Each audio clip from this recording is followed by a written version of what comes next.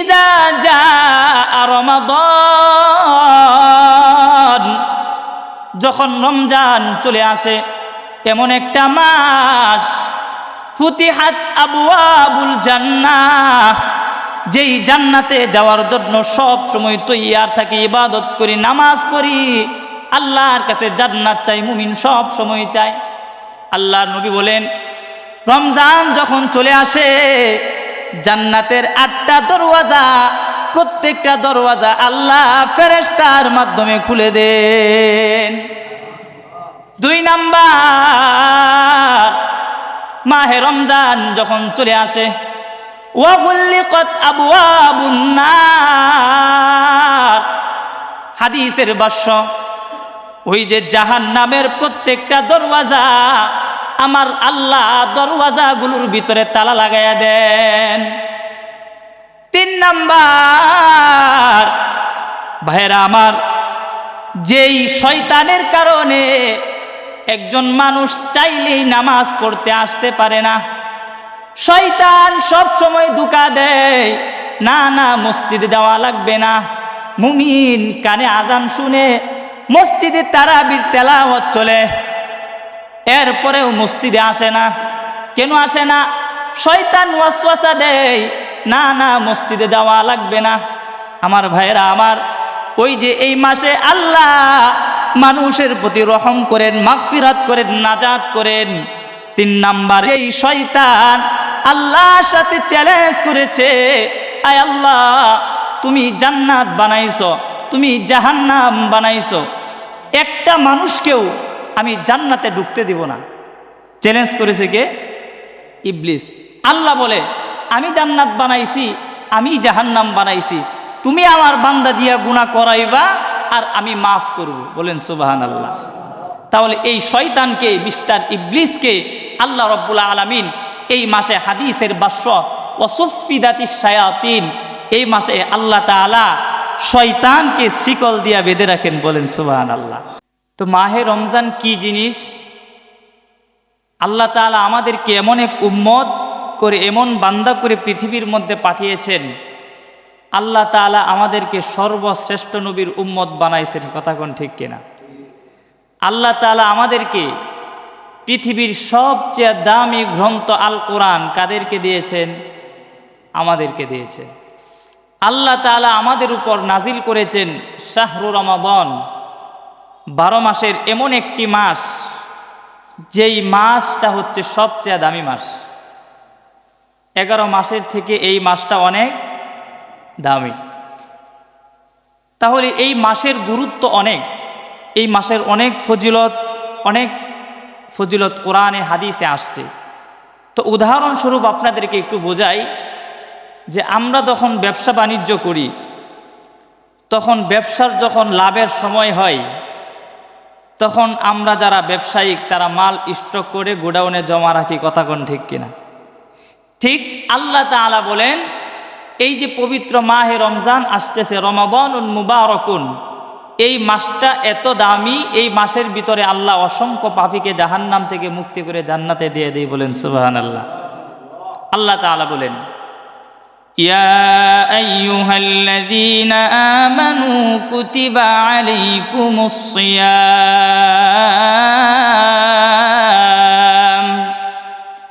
কামা কুতিবা আলাল্লাযীনা মিন ক্বাবলিকুম লাআল্লাকুম তাত্তাকুন। আল্লাহ রাব্বুল আলামিন ডাক দিয়া বলেন, হে ঈমানদারেরা, কুতিবা আলাইকুমুস সিয়াম, আমি তোমাদেরকে রোজার বিধান দিয়েছি। এখন একটা প্রশ্ন জাগে যে হুজুর, রোজাটা কি শুধু আমাদের জন্যই ছিল, নাকি আগে যারা পৃথিবীতে আসছিল সবাইকেই আল্লাহ এই বিধান দিয়েছিলেন? আল্লাহ তাআলা বলেন, হে বনি আদম, আমি এই রোজার বিধানটা শুধু আমি তোমাদেরকেই দেই নাই, তোমাদের পূর্বে যারা পৃথিবীতে আসছে আমি প্রত্যেককে এই রোজার বিধান দিয়েছি। কেন এই বিধান তোমাদেরকে দিলাম? আল্লাহ তাআলা বলেন, লাআল্লাকুম তাত্তাকুন, যেন তোমরা মুত্তাকি হয়ে যাও। রোজা আমাদের জন্য কাছে এই জন্যই আসে যেন আমরা মুমিন হয়ে যাই। দেখবেন মাহে রমজান আসলে যেই ব্যক্তি সারা 11 মাস কোনোদিন মসজিদে আসে নাই, এই ব্যক্তিটাকেও আল্লাহ তাআলা মসজিদে পাঠায়া 20 রাকাত তারাবির নামাজ পড়ে কি পড়ে না? কথা কোন ঠিক কিনা? এই মাসটার কয়েকটা নাম আছে। এই মাসের 3টা ভাগে আল্লাহ তাআলা ভাগ করেছেন, রহমত, মাগফিরাত, নাজাত। প্রথম 10 দিন আল্লাহ তাআলা রহমত বর্ষিত করেন বান্দার উপর। প্রচণ্ড গরম, তীব্র গরম, থাকা সম্ভব না স্বাভাবিকভাবে। এই গরমের ভিতরেও রোজাদার কেমনে সারাদিন চলে যায় বলা যায় না। তাহলে বোঝা গেল আল্লাহর রহমত আছে না নাই। মাঝখানের 10 দিন মাগফিরাত, এই 10 দিন আল্লাহ তাআলা মানুষকে ক্ষমা করেন। শেষের 10 দিন, এই 10 দিন নাজাত, আল্লাহ তাআলা মানুষকে জাহান্নাম থেকে মুক্তি দেন। বলেন সুবহানাল্লাহ। তাহলে ভাইয়েরা আমার, আল্লাহ রব্বুল আলামিন এই বিধানটা আমাদেরকে জন্য দিয়েছেন যেন আমরা মুমিনের তালিকায় নিজের নামটা লিপিবদ্ধ করে ফেলি, যেন মুত্তাকি হয়ে যায়। ভাইয়েরা আমার, এই মাহে রমজান আসার আগে আমার নবী আল্লাহর কাছে প্রতিদিন হাত বাড়ায় দোয়া করতেন, আল্লাহুম্মা বারিক লানা ফি রজবা ওয়া শাবান ওয়া বাল্লিগনা রমাদান। আল্লাহর নবী এই দোয়াটাই করতেন, আল্লাহ আমাকে আপনি রমজান পর্যন্ত নেক হায়াত দিন এবং আমাকে আপনি মাহে রমজান পর্যন্ত আমাকে পৌঁছায়া দিন। এই তো কিছুদিন আগে শবে বরাতের রাত গেছে, ঠিক কিনা? এই রাতটা আরবিতে নাম হচ্ছে লাইলাতুন নিসফি মিন শাবান। আরবিতে এটাকে বলা হয় লাইলাতুন নিসফি মিন শাবান, আর আমরা বাংলায় বলি শবে বরাতের রাত। আমার নবী যখন রমজান আসতেন, রজব আসতেন, তখন আমার নবী রমজান মাসের জন্য রোজা রাখার জন্য প্রস্তুতি নেওয়া শুরু করতেন। হাদিসের মধ্যে আসছে লাইলাতুল বারাআ, অনেকগুলো রাতের নাম আমরা জানি। কোরআনুল কারীমে অসংখ্য রাতের আয়াত আসছে, কিন্তু 2টা রাতের ব্যাপারে আমার আল্লাহ কোরআনুল কারীমে সবচেয়ে গুরুত্বপূর্ণ বলে ঘোষণা করেছেন। একটা রাত হলো আল্লাহ তাআলা বলেন, ইন্না আনজালনাহু ফি লাইলাতিন মুবারাকাহ, বরকতময় রাত, যেই রাতের ভিতরে মানুষের ভাগ্য আল্লাহ পরিবর্তন করেন। আমি আপনাদেরকে আরেকটু উদাহরণ দিয়া বুঝাই। আমাদের দেশে প্রতি বছর একটা বাজেট হয় কি হয় না? জোরে বলেন। আমরা যখন পৃথিবীতে আসছি, আমাদের পৃথিবীতে আসার আগে আমাদের তকদির, ভাগ্যে কি করব, কলম পৃথিবীতে আল্লাহ সৃষ্টি করলেন। কলম তৈরি হওয়ার পর আল্লাহর কাছে কলম বলতেছেন, মা আক্তুবু, আল্লাহ আমি কি লিখব? আল্লাহ বলতেছেন, উক্তুব মা ইয়াসতুরুন, আমার বান্দার ভাগ্যে যা লিখে আছে তুমি তা লেখো। তখন কলম লিখতে শুরু করলেন। তাহলে এই দেশের যেরকম একটা বাজেট হয়, এই মাসে এই বছরের জন্য এতগুলো টাকা বরাদ্দ, ঠিক আমার আল্লাহ তাআলা এই শবে বরাতের রাতে মানুষের জন্য বাজেট নির্ধারণ করেন। বলেন সুবহানাল্লাহ। আল্লাহর নবীর হাদিস, লাইলাতুন নিসফি মিন শাবান ইয়াত্তালিউল্লাহু ইলা খালকিহি ফি লাইলাতিন নিসফি মিন শাবান ফায়াগফিরু লিজামিই খালকিহি ইল্লা লিমুশরিকিন আও মুশাহিনিন। এই রাতের ভিতরে আমার আল্লাহ পৃথিবীর যত পাপী আছে আল্লাহ সবাইকে মাফের ঘোষণা দিয়া দেন। তবে আল্লাহ 3 শ্রেণীর মানুষকে কখনো মাফ করবেন না। হাদিসের ভাষ্য অনুযায়ী আল্লাহ নবী বলেন, ইল্লা লিমুশরিকিন, 1 নাম্বার, এই রাতে আল্লাহ কোনো মুশরিককে ক্ষমা করে।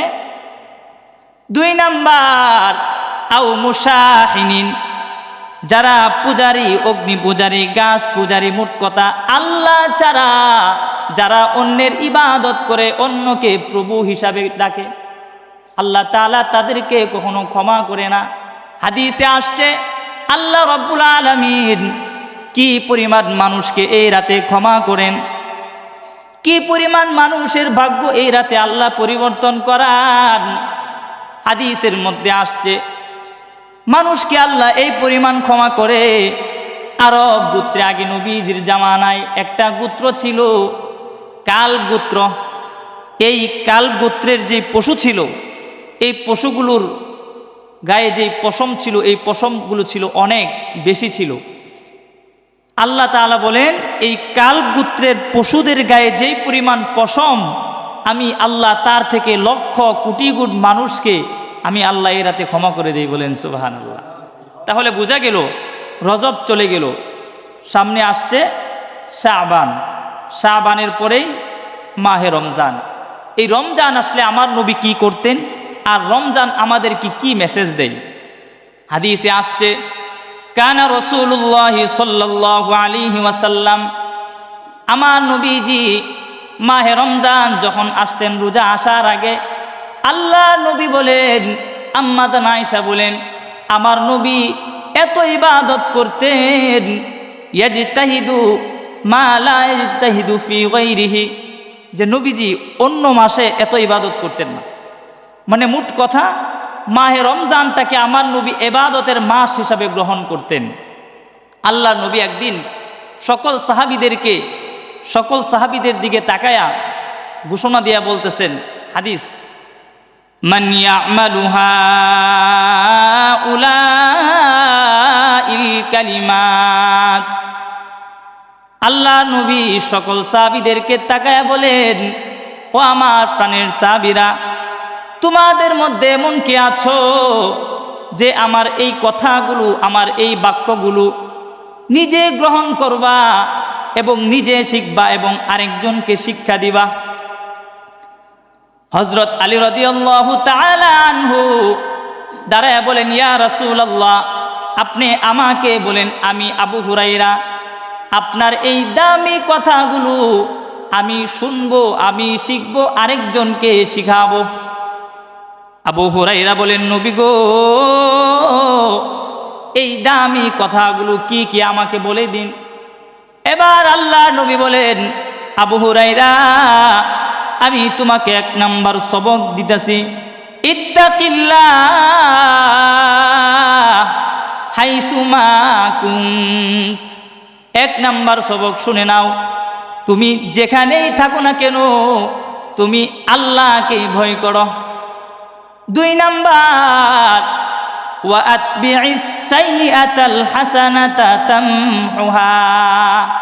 বলেন তো, আমাদের দ্বারা গুনাহের কাজ হয় না? হয় না? ইচ্ছায় হয়, অনিচ্ছায় হয়, গোপনে হয়, প্রকাশ্যেও হয়। হযরত আবু হুরায়রাকে নবী আমার বলেন, আবু হুরায়রা, ওয়া আতবিইস সাইয়্যাতাল হাসানাতা তামহুহা, 2 নাম্বার সবক আমি তোমাকে দিচ্ছি, শুনে নাও। তোমার দ্বারা যখন কোনো অন্যায় হয়ে যাবে, যখন কোনো গুনাহ হয়ে যাবে, তখন তুমি সঙ্গে সঙ্গে আরেকটা ভালো কাজ করে ফেলো। যদি আরেকটা ভালো কাজ করে ফেলো, তাহলে তোমার ওই বদ কাজটা, অন্যায় গুনাহের কাজটা, এটা ঢেকে যাবে। বলেন সুবহানাল্লাহ।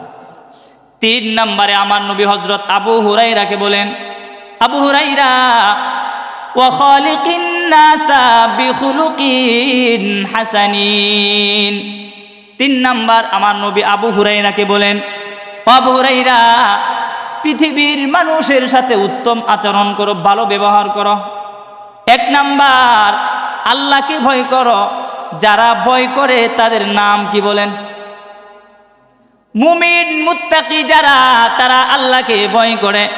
আল্লাহ এই সিয়ামের আয়াতে আল্লাহ বলেন, কামা কুতিবা আলাল্লাযীনা মিন ক্বাবলিকুম লাআল্লাকুম তাত্তাকুন। যে রমজান মাসটা আমাদেরকে আল্লাহ এজন্যই দিয়েছেন যেন আমরা ঈমানদার হয়ে যাই, মুত্তাকি হয়ে যাই। দেখেন, মুত্তাকি কাকে বলে? তাকওয়ার পরিচয়। একজন ব্যক্তি সারা বছর রোজা রাখে না, সারা বছর পাপাচার করে, অন্যায় করে, গুনার কাজে লিপ্ত থাকে, কোনোদিন বান্দাটা মসজিদেও আসে না। মাহে রমজান আসলে আমার আল্লাহ ওই বান্দাটার প্রতি একটা সুনজরে তাকান, একটা রহমত কেমন জানি চলে আসে। ওই যেই ব্যক্তি 11 মাস মসজিদে আসে না, ওই ব্যক্তিটাও মসজিদে আইসা 20 রাকাত তারাবি পড়ে কি পড়ে না? জোরে বলেন। বান্দা রোজা রাখে, পৃথিবীর সবচেয়ে খারাপ মানুষ। তাকওয়া কাকে বলে? বলেন তো, রোজা রাখি কার সন্তুষ্টির জন্য? এখন যদি আমি ঘরের দরওয়াজা লাগায়া আমি ইমাম সাহেব বা আপনি যদি খাওয়া দাওয়া শুরু করে দেন, কেউ তো দেখলো না, কিন্তু দেখছি যিনি তিনি কে? ওই পাপিষ্ঠ লোক মাহে রমজান আসলে ইফতারির সামনে রেখে 5 মিনিট বাকি আছে, ক্ষুধায় তৃষ্ণায় অসহ্য হয়ে যায়, কেমন জানি ঠান্ডা পানি ফ্রিজেও আছে, কেউ দেখে না, খায়া আবার মসজিদে গিয়া ইফতারিও করতে পারবে, কোনো অসুবিধা নাই। এরপরেও বান্দা চিন্তা করে, আল্লাহ আমি রোজা রেখেছি তোমার সন্তুষ্টির জন্য, আয় আল্লাহ পৃথিবীর কেউ দেখলো না, তুমি তো দেখতেছো। এরপরেও বান্দাটা সময় আসার আগে বান্দা এক ফোঁটা পানিও মুখে নেয় না। এই যে বান্দা কেউ দেখছে না, আল্লাহ দেখতেছে, এই পাপিষ্ঠ বান্দার অন্তরে যে আল্লাহ ভয়টা ঢুকায় দেন, এই ভয়টার নামেই হচ্ছে তাকওয়া, আর এই গুণটাই একজন মুত্তাকির ভিতরে থাকেন। তাহলে এই মাসের গুরুত্ব কম না বেশি? আল্লাহ তাআলা বলেন, শাহরু রমাদানাল্লাযী উনজিলা ফীহিল কুরআন।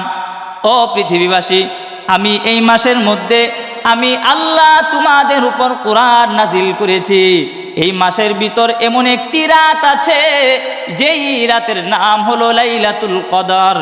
যেই রাতটা লাইলাতুল কদরি খায়রুম মিন আলফি শাহর। আল্লাহু আকবার। যেই রাতটা 1000 বছর মাস থেকে উত্তম রাত। ওই রাতের ভিতরে আল্লাহ অসংখ্য মানুষকে জাহান্নাম থেকে মুক্তি দিয়ে আল্লাহ জান্নাতে দিয়া দেন। আমার ভাইয়েরা আমার, এই মাহে রমজানটাকে আমার নবী কদর করতেন, আমার নবী প্রস্তুতি নিতেন। নবীজির হাদিস, কানা রাসূলুল্লাহ সাল্লাল্লাহু আলাইহি ওয়াসাল্লাম ইয়াসুমু শাবানা কুল্লুহু ইল্লা কলিলান। নবীজির হাদিস যে রমজান যখন আসতেন আমার নবী শাবান মাসে পুরাটা মাসেই রোজা রাখতেন। বলেন সুবহানাল্লাহ। আম্মাজান আয়েশা বলেন, আমি যখন দেখতাম রজব মাস চলে আসছে, আমার নবীর কেমন জানি খাওয়া দাওয়া পুরা রুলসটা নিয়ম অনুযায়ী যেরকম চলতো, এটা পুরা চেঞ্জ হয়ে যায়। আম্মাজান আয়েশা বলেন, আমি আমার স্বামীকে দেখতাম কোমরে গামছা বেঁধে মাহে রমজানে ইবাদত করার জন্য প্রস্তুতি নিতেন। বলেন সুবহানাল্লাহ। তাহলে আমার নবী বলেন, ইয়াসুমু শাবান কুল্লুহু ইল্লা কলিলান। পুরাটা শাবান মাসে উনি রোজা রাখতেন। তাহলে শাবান মাসে কি রোজার বিধান আছে? নাই। এরপরেও নবী রাখতেন। কেন রাখতেন? আমি যেন রমজানের রোজাগুলো ঠিক মতো রাখতে পারি, এটার জন্য নবী প্রস্তুতি নিতেন। তাহলে আমাদের প্রস্তুতি নেওয়ার দরকার আছে না নাই? আরো জোরে বলেন। নবীজির হাদিস, ক্বালান নবী সাল্লাল্লাহু আলাইহি ওয়াসাল্লাম, আল্লাহ তাআলা আমাদেরকে এমন একটা মাস দান করেছে, এই মাসের ভিতরে মান কামা রমাদানা ঈমানা, এই মাসের ভিতরে আল্লাহ তাআলা তারাবির বিধান দিয়েছে। খতমুল কোরআন ইমাম সাহেব তেলাওয়াত করে, আর মুমিন মুত্তাকিরা পিছনে দাঁড়ায় তেলাওয়াত শুনে কিনা? আল্লাহ নবী বলেন, যেই ব্যক্তি মান কামা রমাদানা ঈমানা ওয়া ইহতিসাবা, যেই ব্যক্তি অনেক লাভের আশায়, যেই ব্যক্তি সারা রাত দাঁড়ায় নামাজ পড়ে, তারাবি পড়ে, তাহাজ্জুদ পড়ে, নফল ছাড়ে না, আল্লাহ নবী জানায় দেয় গুফিরা লাহু মা তাকদ্দামা মিন যামবিহি, যে বান্দার আগে এবং পিছনে বান্দার যত গুনাহ আছে সবগুলো মাফ করে দেন তিনি কে? আল্লাহ তাআলা।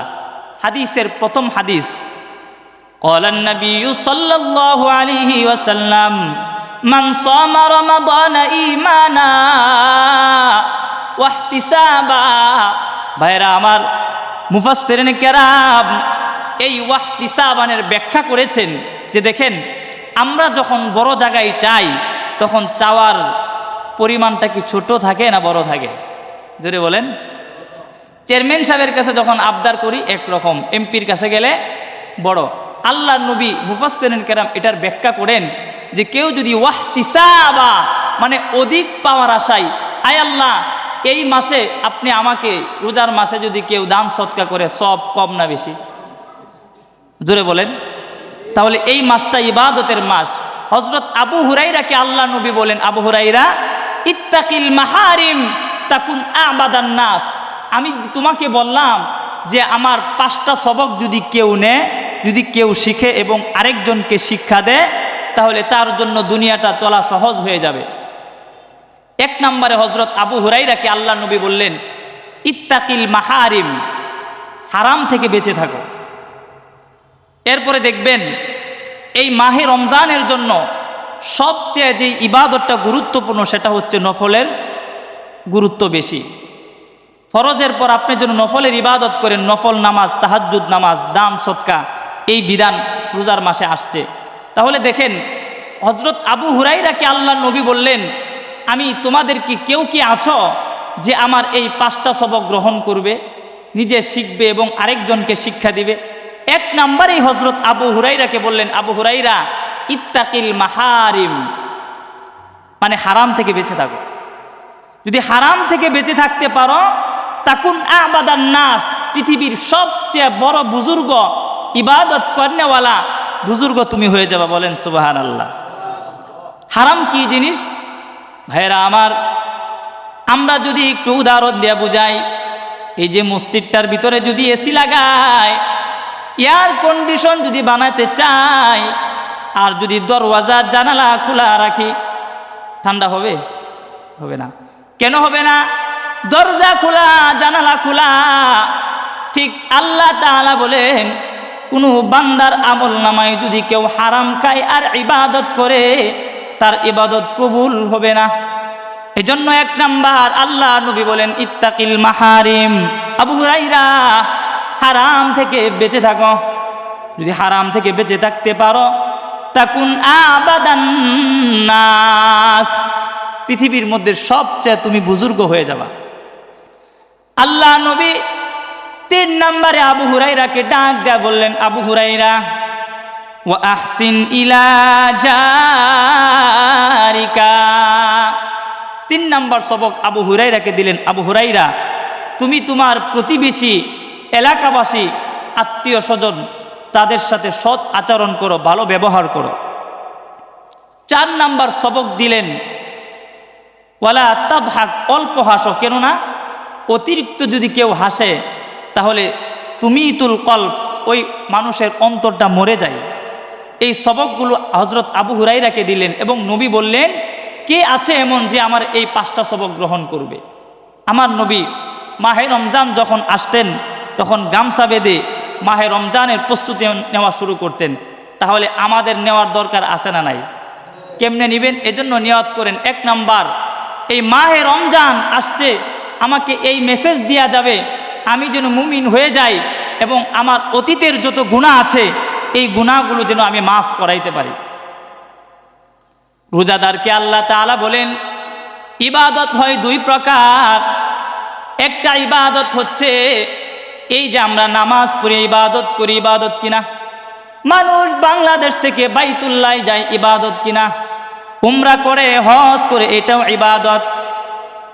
রোজা রাখে, হজ করে, দান সদকা করে, এই ইবাদতের প্রতিদান আল্লাহ তাআলা মাধ্যমে দেওয়ান। আল্লাহ তাআলা ডাক দিয়া বলেন, এমন একটা মাস আমি তোমাদেরকে দিলাম, যেই ব্যক্তি যারা রোজাদার আমার জন্য 30টা রোজা রাখবে, আমি তার গুনাহ মাফ করব তো করবই, আর তার প্রতিদানটা আমি আল্লাহ নিজের হাত দিয়া দিব। আল্লাহ বলেন হাদিসে কুদসির হাদিস, আস-সাওমু লি ওয়া আনা আজিজি বি, রোজাদারের যে প্রতিদান এটা আমি আল্লাহ নিজের হাত দ্বারা দেব। এবং হাদিসে আসছে কোনো রোজাদারকে যদি কেউ ইফতার করা, এই যে রোজাদারের যে মুখের যে একটা দুর্গন্ধ হয়ে যায়, সেই সেহরির সময় খায়, আবার সন্ধ্যাবেলা এ পর্যন্ত আর কোনো খাবার খায় না, না খাইতে খাইতে মুখের ভিতরে একটা দুর্গন্ধ হয়ে যায়। আল্লাহ বলেন রোজাদারের এই দুর্গন্ধটা আমি আল্লাহর কাছে মেশকে আম্বরের ঘ্রাণের চাইতেও সবচেয়ে দামি, বলেন সুবহানাল্লাহ। তাহলে রোজাদার আল্লাহর কাছে দামি না কম দামি? এজন্য আমাদের এখন থেকেই প্রস্তুতি নেওয়া, যেহেতু নবী প্রস্তুতি নিতেন যে মাহে রমজান চলে আসছে, এই মাসে ইবাদত বেশি করতে হবে, এখন আর বসে থাকা যাবে না। আমার নবী প্রস্তুতি নিতেন, ইয়াসুমু ফি রমাদান কুল্লুহু শাবান, শাবান মাসে রোজা রাখতেন, রজব মাস আসলেই উনি প্রস্তুতি নেওয়া শুরু করতেন। এখন এবার আসেন, এই রমজান মাসে লাভটা কি আর লসটা কি? বুখারীর আরেকটা হাদিস, ইদা জাআ রমাদান, যখন রমজান চলে আসে, এমন একটা মাস, ফুতিহাত আবওয়াবুল জান্নাহ, যেই জান্নাতে যাওয়ার জন্য সব সময় তৈয়ার থাকি, ইবাদত করি, নামাজ পড়ি, আল্লাহর কাছে জান্নাত চাই, মুমিন সব সময় চায়। আল্লাহর নবী বলেন, রমজান যখন চলে আসে, জান্নাতের 8টা দরওয়াজা, প্রত্যেকটা দরওয়াজা আল্লাহ ফেরেশতার মাধ্যমে খুলে দেন। 2 নাম্বার, মাহে রমজান যখন চলে আসে, ওয়াগুল্লিকাত আবওয়াবুন নার, হাদিসের ভাষ্য, ওই যে জাহান্নামের প্রত্যেকটা দরওয়াজা আমার আল্লাহ দরওয়াজাগুলোর ভিতরে তালা লাগাইয়া দেন। 3 নাম্বার, ভাইরা আমার, যেই শয়তানের কারণে একজন মানুষ চাইলেই নামাজ পড়তে আসতে পারে না, শয়তান সব সময় ধোঁকা দেয়, না না মসজিদে যাওয়া লাগবে না, মুমিন কানে আজান শুনে মসজিদে তারাবির তেলাওয়াত চলে, এরপরেও মসজিদে আসে না। কেন আসে না? শয়তান ওয়াসওয়াসা দেয়, না না মসজিদে যাওয়া লাগবে না। আমার ভাইরা আমার, ওই যে এই মাসে আল্লাহ মানুষের প্রতি রহম করেন, মাগফিরাত করেন, নাজাত করেন। 3 নাম্বার, এই মা যেই শয়তান আল্লাহর সাথে চ্যালেঞ্জ করেছে, আয় আল্লাহ তুমি জান্নাত বানাইছো, তুমি জাহান্নাম বানাইছো, একটা মানুষকেও আমি জান্নাতে ঢুকতে দিব না। চ্যালেঞ্জ করেছে কে? ইবলিস। আল্লাহ বলে, আমি জান্নাত বানাইছি, আমি জাহান্নাম বানাইছি, তুমি আমার বান্দা দিয়া গুনাহ করাইবা আর আমি মাফ করব। বলেন সুবহানাল্লাহ। তাহলে এই শয়তানকে, মিস্টার ইবলিসকে আল্লাহ রাব্বুল আলামিন এই মাসে হাদিসের ভাষ্য ওয়াসুফিদাতিশ শায়াতিন, এই মাসে আল্লাহ তাআলা শয়তানকে শিকল দিয়া বেঁধে রাখেন। বলেন সুবহানাল্লাহ। আচ্ছা, আমাদের নফস কয়টা বলেন তো? 3টা, মুতমাইন্না, লাওয়ামা। তো শয়তান যেই নফসটাকে ধোঁকা দেয়, রোজার মাসে দেখবেন খারাপ মানুষটাও গুনাহ কম করে, সারা মাস রোজা রাখে না, মসজিদে আসে না, নামাজ পড়ে না, নামাজের ধারের কাছে না, জুমাটাও পড়ে না। এই ব্যক্তিটা যখন মসজিদে চলে আসে, তারাবি পড়ে, রোজা রাখে, তাহলে বোঝা গেল শয়তান আছে না সরে গেছে? জোরে বলেন। এজন্য 1 নাম্বার, আল্লাহ তাআলা বলেন, লাআল্লাকুম তাত্তাকুন, আমি তোমাদেরকে এই রমজান মাস এজন্য দিলাম যেন তোমরা মুত্তাকি হয়ে যাও, যেন তোমরা মুমিনের তালিকায় নামটা লেখায় ফেলতে পারো। তাহলে এই রমজানের গুরুত্ব আছে না নাই? আল্লাহ তাআলা বলেন, এই মাসে আমি আল্লাহ, আল্লাযী উনজিলা ফীহিল কুরআন, এই মাসে আমি আল্লাহ তোমাদেরকে আমি কুরআন নাজিল করছি তোমাদের উপর। ভাইরা আমার, এখন তাহলে বোঝা গেল রোজার মাস আসছে আমাকে মেসেজ দেওয়ার জন্য, আমাকে মুমিনের তালিকায় নাম লেখানোর জন্য। এখন যদি আমরা রমজান আসে আরেকবার আসে চলে যা, এই তো মনে হয় কিছুদিন আগে রমজান গেছে, এখন আবার চলে আসছে, 26 গেলে আবার চলে আসবে, কিন্তু রমজান থেকে আমি কি নিতে পারছি, আমি কি গ্রহণ করতে পারছি, এটা হচ্ছে দেখার বিষয়। আমি কি মুমিন হতে পারলাম? আমার ভাইরা, এজন্য আমরা আজকে থেকে নিয়ত করি 30টা রোজা রাখবো ইনশাআল্লাহ, এবং এই রাতের ভিতরে রহমত, মাগফিরাত, নাজাত, এই 3জন শ্রেণীর মানুষের তালিকায় যেন আমার নামটা চলে আসে।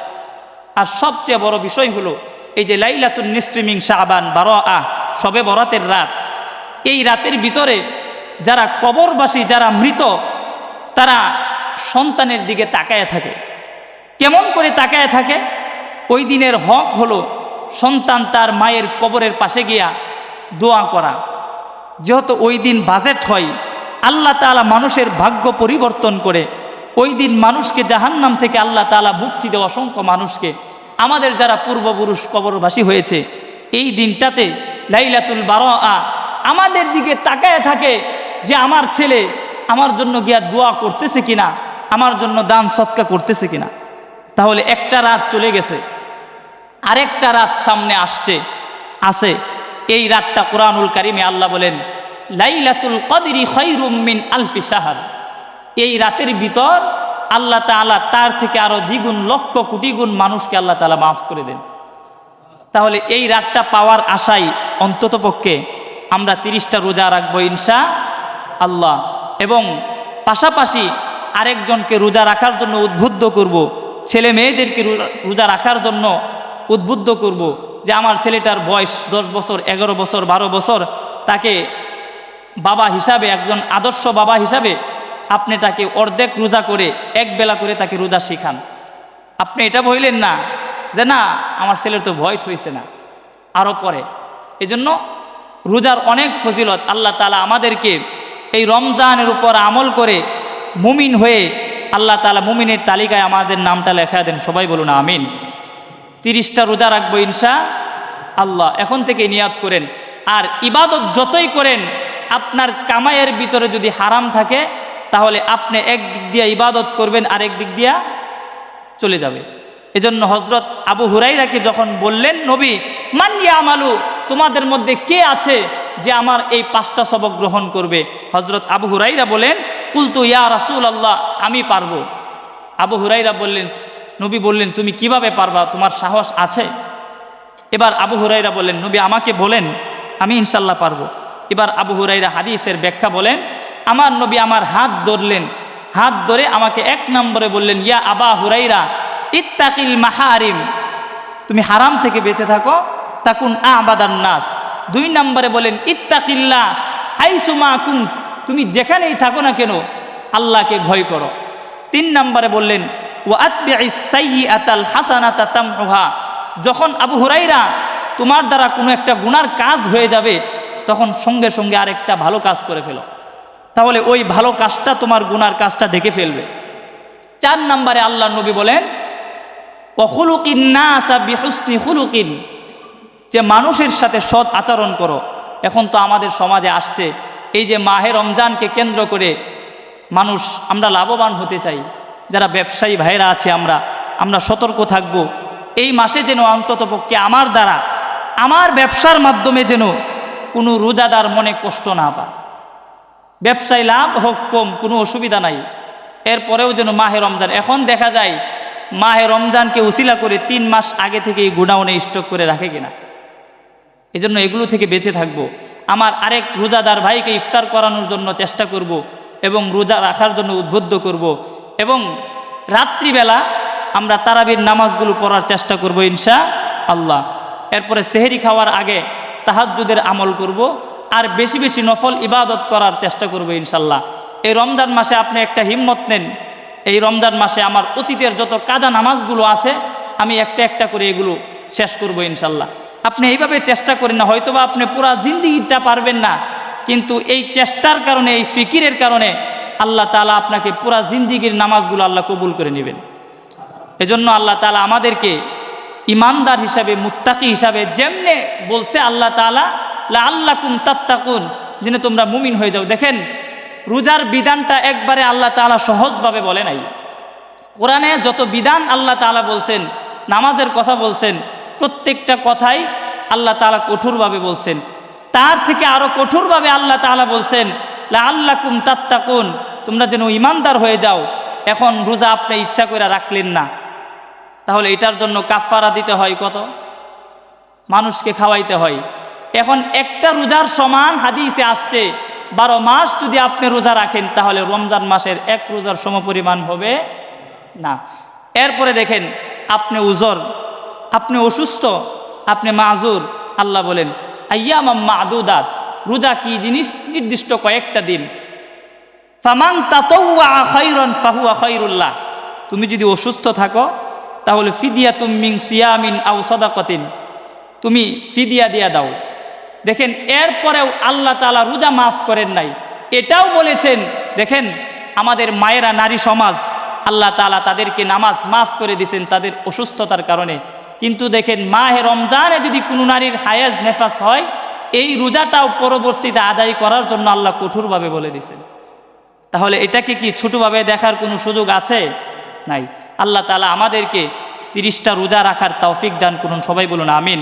আমি হয়তো আপনাদের আগামী জুমাটা আমি পাবো ইনশাল্লাহ।